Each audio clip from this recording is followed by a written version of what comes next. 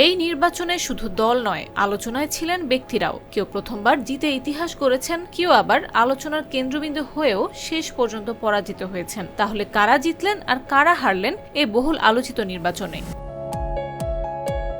বাংলাদেশের ত্রয়োদশ জাতীয় সংসদ নির্বাচনে জয় পেয়েছেন বেশ কয়েকজন আলোচিত রাজনৈতিক নেতা। তারেক রহমান ঢাকা ও বগুড়ার দুটি আসনে জয় পেয়েছেন। এর মধ্যে বগুড়ায় তিনি 1 লাখের বেশি ভোটের ব্যবধানে বিজয়ী হন। একইভাবে ডাক্তার শফিকুর রহমান ঢাকার আসনে জয় পেয়েছেন এবং নাহিদ ইসলামও নিজের আসনে বিজয়ী হয়েছেন।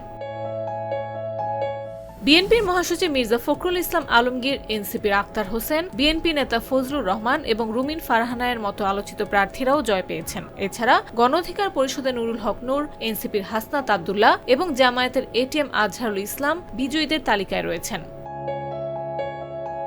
অন্যদিকে আলোচনায় থেকেও পরাজিত হয়েছেন বেশ কয়েকজন পরিচিত মুখ। ঢাকায় নির্বাচন করে হেরে গেছেন নাসিরউদ্দিন পাটোয়ারি ও তাসনিম জারা। খেলাফত মজলিস নেতা মামুনুল হক এবং এনসিপির সার্জিস আলমও জয় পাননি।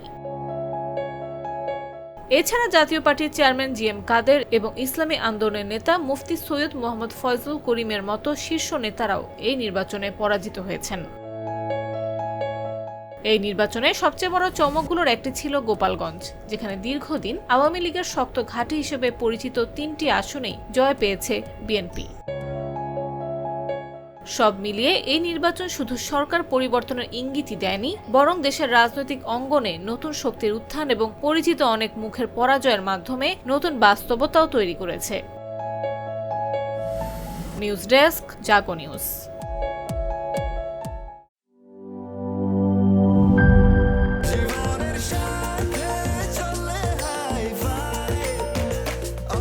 স্বাস্থ্যকর অল টাইম, সব সময় অল টাইম হেলদি লাইফ।